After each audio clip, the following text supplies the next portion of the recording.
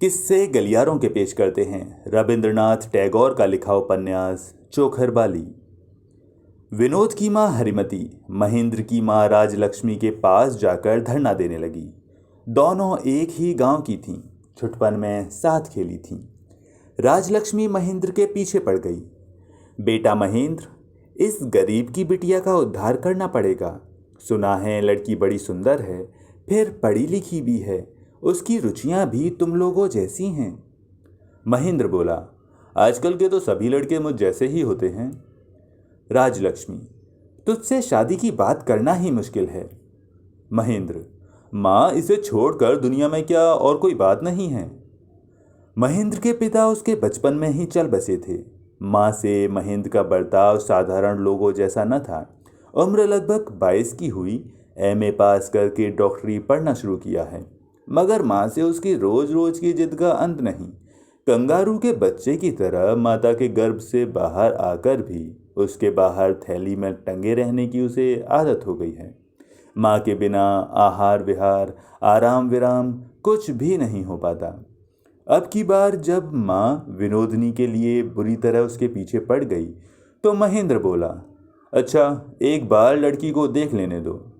लड़की देखने जाने का दिन आया तो कहा, देखने से क्या होगा, शादी तो मैं तुम्हारी खुशी के लिए कर रहा हूँ, फिर मेरे अच्छा बुरा देखने का कोई अर्थ नहीं है। महेंद्र के कहने में पर्याप्त गुस्सा था, मगर माँ ने सोचा, शुभ दृष्टि के समय जब मेरी पसंद और उसकी पसंद एक हो जाएगी तो उसका स्वर भी नर्म हो जाएगा। बंगाल में विवाह के पहले लड़का लड़की परस्पर एक दूसरे को देखते हैं। ये एक रिवाज है, यही शुभ दृष्टि है। राजलक्ष्मी ने बेफिक्र होकर विवाह का दिन तय किया। दिन जितना ही करीब आने लगा, महेंद्र का मन उतना ही बेचैन हो उठा। मात्र 2-4 दिन पहले वो कह बैठा, नहीं माँ, ये मुझसे हरगिज ना होगा। छुटपन से महेंद्र को हर तरह का सहारा मिलता रहा है, इसलिए उसकी इच्छा सर्वोपरि है। दूसरे का दबाव उसे बर्दाश्त नहीं। अपनी स्वीकृति और दूसरों के आग्रह ने उसे बेबस कर दिया है।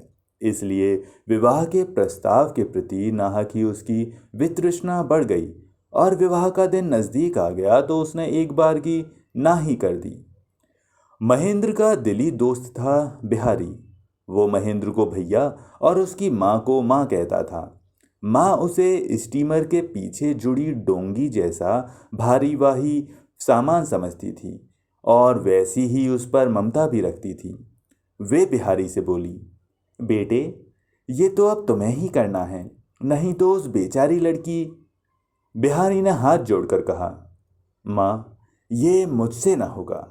अच्छी न लगी कहकर महेंद्र जो मिठाई छोड़ देता है वो मैंने बहुत खाई, मगर लड़की के बारे में ऐसा नहीं हो सकता।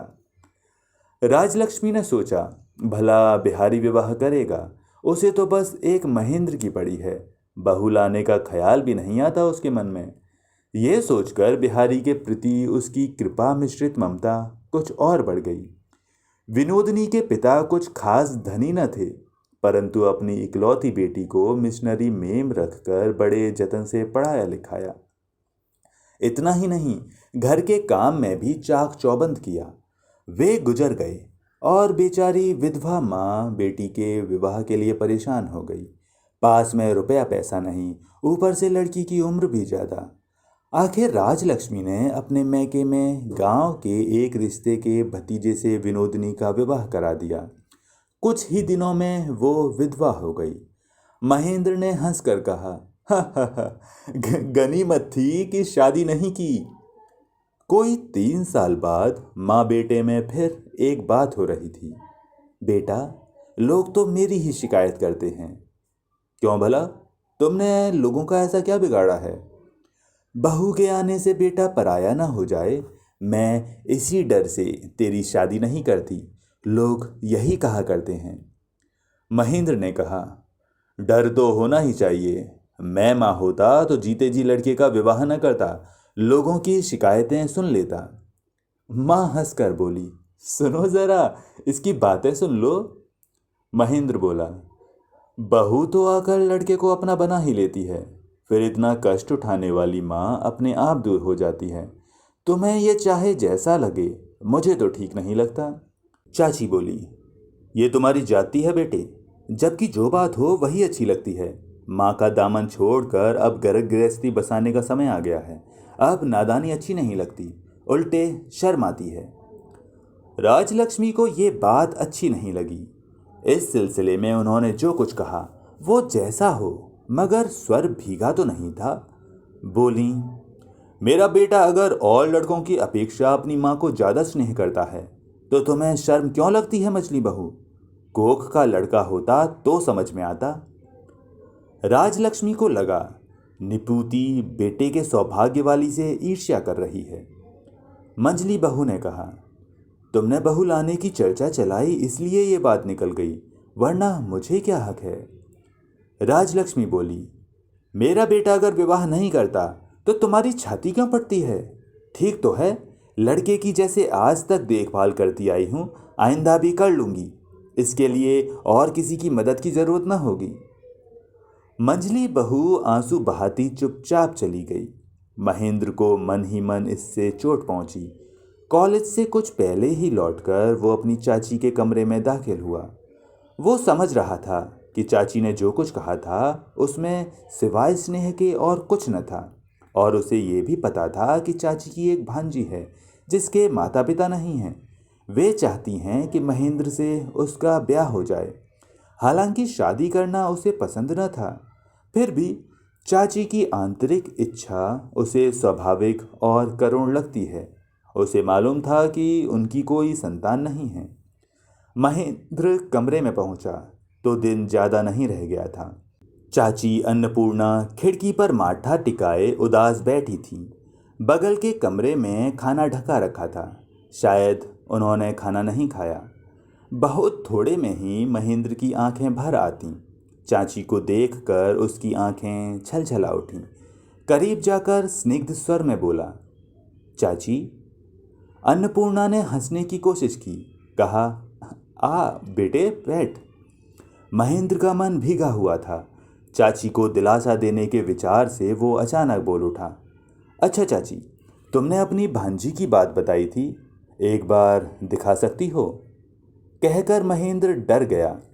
अन्नपूर्णा हंसकर बोली, क्यों, शादी के लड्डू फूट रहे हैं बेटा? महेंद्र झटपट बोल उठा, नहीं नहीं, अपने लिए नहीं, मैंने बिहारी को राजी किया है, लड़की देखने का कोई दिन तय कर दो। अन्नपूर्णा बोली, अह, उस बेचारी का ऐसा भाग्य कहाँ, भला उसे बिहारी जैसा लड़का नसीब हो सकता है। महेंद्र चाची के कमरे से निकला कि दरवाजे पर माँ से मुलाकात हो गई। राजलक्ष्मी ने पूछा, क्यों रे, क्या राय मशवरा कर रहा था? महेंद्र बोला, राय मशवरा नहीं, पान लेने गया था। माँ ने कहा, तेरा पान तो मेरे कमरे में रखा है। महेंद्र ने कुछ नहीं कहा, चला गया। राजलक्ष्मी अंदर गई और अन्नपूर्णा की रुलाई से सूजी आंखें देखकर लम्हे भर में बहुत सोच लिया।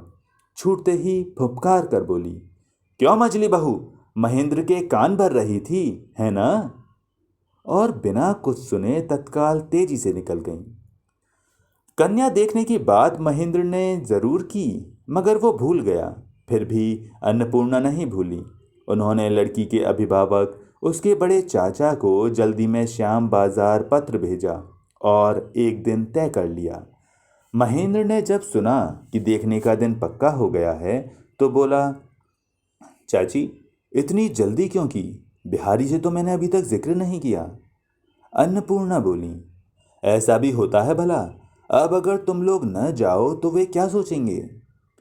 महेंद्र ने बिहारी को बुलाकर सारी बातें बताईं। कहा, चलो तो सही, लड़की न जची तो तुम्हें मजबूर नहीं किया जाएगा। बिहारी बोला, ये मैं नहीं कह सकता, चाची की भांजी को देखने जाना है। देखकर मेरे मुंह से ये बात हरगिज न निकल सकेगी कि लड़की मुझे पसंद नहीं। महेंद्र ने कहा, फिर तो ठीक ही है।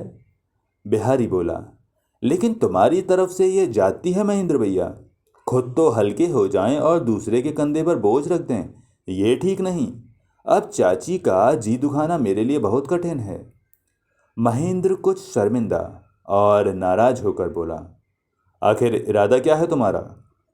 बिहारी बोला, मेरे नाम पर जब तुमने उन्हें उम्मीद दिलाई है तो मैं विवाह करूंगा। ये देखने जाने का ढोंग बेकार है। बिहारी अन्नपूर्णा की देवी की भांति भक्ति करता था। आखिर अन्नपूर्णा ने खुद बिहारी को बुलवाकर कहा, ऐसा भी कहीं होता है बेटे? लड़की देखे बिना ही विवाह करोगे? ये हरगिज ना होगा। लड़की पसंद ना आए तो तुम हरगिज हाँ नहीं करोगे, समझे? तुम्हें मेरी कसम। जाने के दिन कॉलेज से लौटकर महेंद्र ने माँ से कहा, जरा मेरा रेशमी कुर्ता और ढाका वाली धोती निकाल दो। माँ ने पूछा, क्यों, कहाँ जाना है? महेंद्र बोला, काम है, तुम ला दो फिर बताऊंगा। महेंद्र थोड़ा संवरे बिना न रह सका। दूसरे के लिए ही क्यों ना हो, लड़की का मसला जवानी में सभी से थोड़ा संवार करवा ही लेता है। दोनों दोस्त लड़की देखने निकल पड़े। लड़की के बड़े चाचा अनुकूल बाबू ने अपनी कमाई से अपना बाग वाला तिमंजिला मकान मोहल्ले में सबसे ऊंचा बना रखा है। गरीब भाई की माँ बाप विहीना बेटी को उन्होंने अपने ही यहाँ रखा है। उसकी मौसी अन्नपूर्णा ने कहा था, मेरे पास रहने दो, इससे खर्च की कमी ज़रूर होती।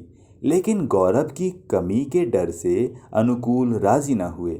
यहाँ तक कि मुलाकात के लिए भी कभी उसे मौसी के यहाँ नहीं जाने देते थे। अपनी मर्यादा के बारे में इतने ही सख्त थे वे।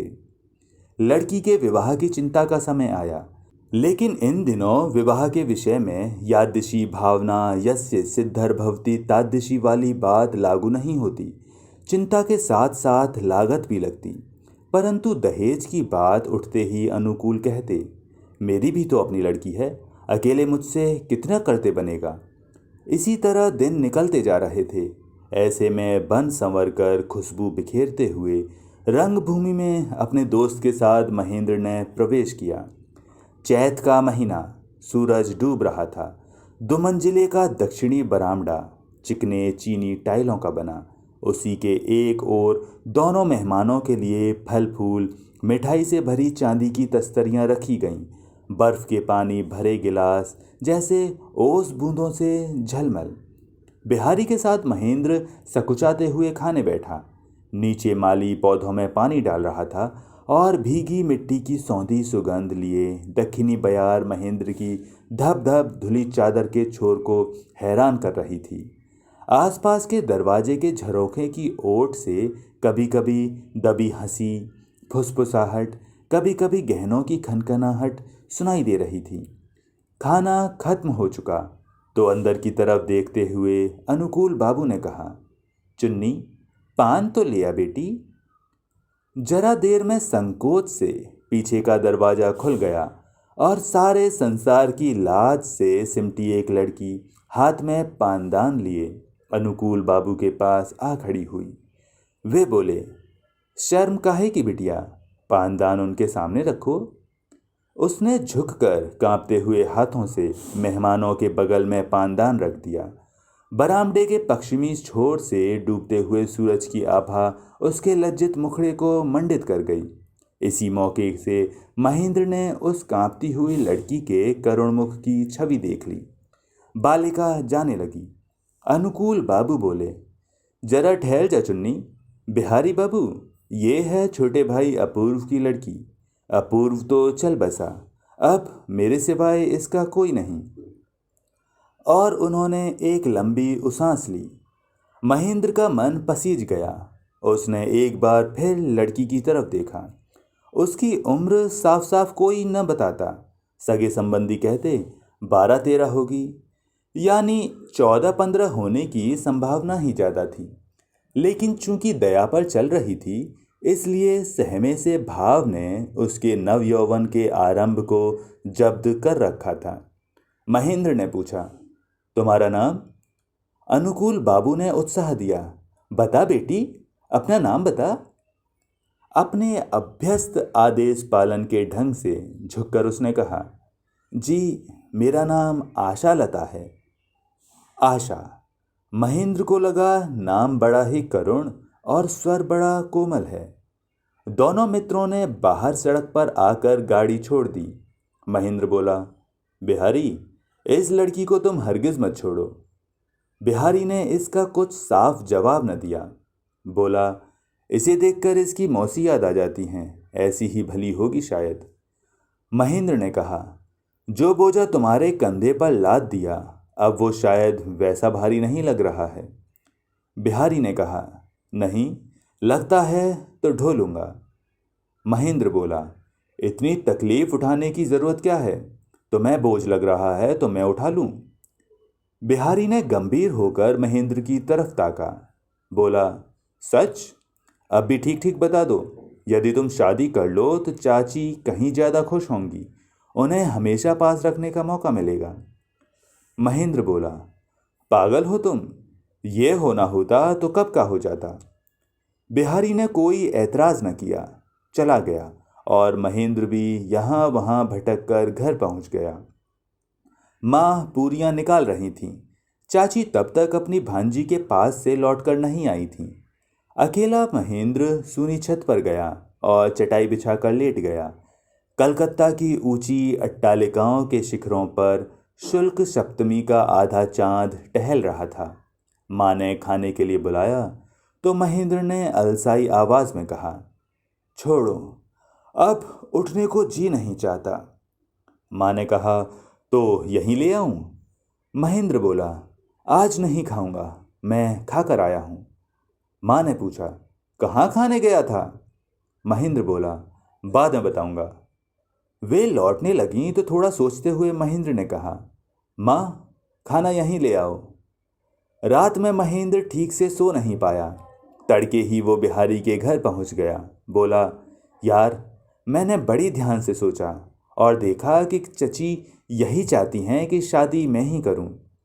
बिहारी बोला, इसके लिए सोचने की जरूरत नहीं थी, ये बात तो वे खुद कई बार कह चुकी हैं। महेंद्र बोला, तभी तो कहता हूं, मैंने आशा से विवाह न किया तो उन्हें दुख होगा। बिहारी बोला, हो सकता है। महेंद्र ने कहा, मेरा ख्याल है ये तो जाती होगी। हाँ, बात तो ठीक है। बिहारी ने कहा, यह बात थोड़ी देर से आपकी समझ में आई, कल आ जाती तो अच्छा होता। महेंद्र, एक दिन बाद ही आया तो क्या बुरा हो गया?